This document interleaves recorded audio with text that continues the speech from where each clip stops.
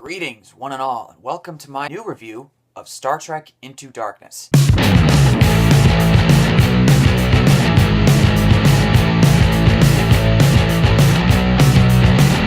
This is going to be a spoiler-filled review in case you haven't seen the title. Now, let me start off right off the bat. I am not a huge fan of Star Trek. I was always more of a Star Wars kind of person. So, back in 2009, when Star Trek 09 came out, and I heard a lot about it, I heard it was really good. I didn't go see it in the theater. I finally saw it on DVD. First time I went, that was good. The second time, I liked it even more. And the third time, it was one of my all-time favorites. What was it exactly? I'm not really sure. It just took me a couple of viewings to finally love that movie. And so, with Star Trek Into Darkness coming out, I was really excited for it. I didn't get to see it until I came home from basic training, and I know some people will call me crazy, but I thought this was a really exciting movie. Definitely one of my favorites of last year. It picks up where the last one left off. Kirk and Spock have come to an understanding with each other, but there's still some tension there. It's the relationship between a first officer and a captain. Kirk, he's kind of doing his own thing, and Spock's like, well, you're breaking the rules, sir, and I have to say something about that. And then there's this terrorist, John Harrison, played by Benedict Cumberbatch, who's causing all this destruction out there in the galaxy. And Kirk and Spock go out on a mission to stop. As it turns out, when they capture him, his real name's not John Harrison. Going into this movie, I thought maybe he'll be like a soldier.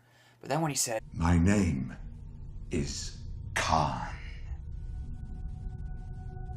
my jaw just dropped. It just went, no way! Benedict Cumberbatch plays him perfectly. I don't think they could have picked a better actor for this. And all the acting all around is great. Chris Pine's good as Captain Kirk. Zachary Quinto, absolutely amazing as Spock. And Carl Urban, Anton Yelchin, Simon Pegg. It's always Saldana.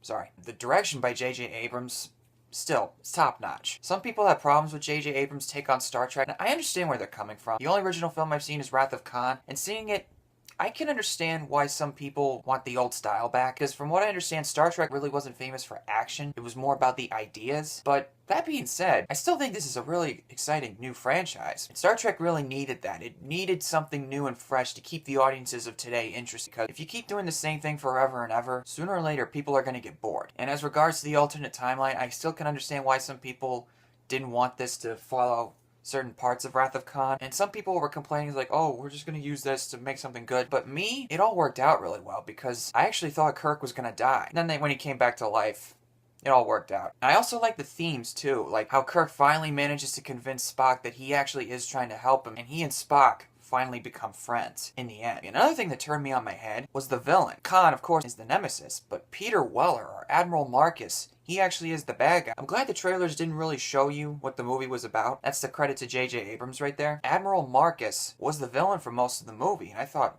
oh wow, I didn't expect that. Peter Weller, of course, he's amazing. I always knew him as Christopher Henderson from 24. He's also RoboCop, but that's besides the point. As far as the issues I have with the movie, I think it really has to do with the way it concluded. The way it wrapped up, it felt kind of abrupt. Still, I think we could have had a little more time to see Kirk recovering from his death in the radiation chamber. But overall, I enjoyed the hell out of this movie.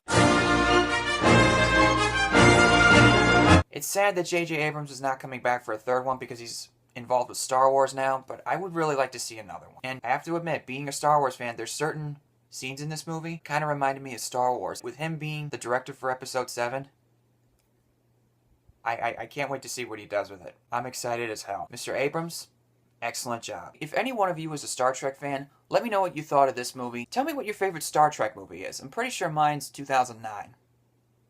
Yeah, it's 2009. And live long and prosper.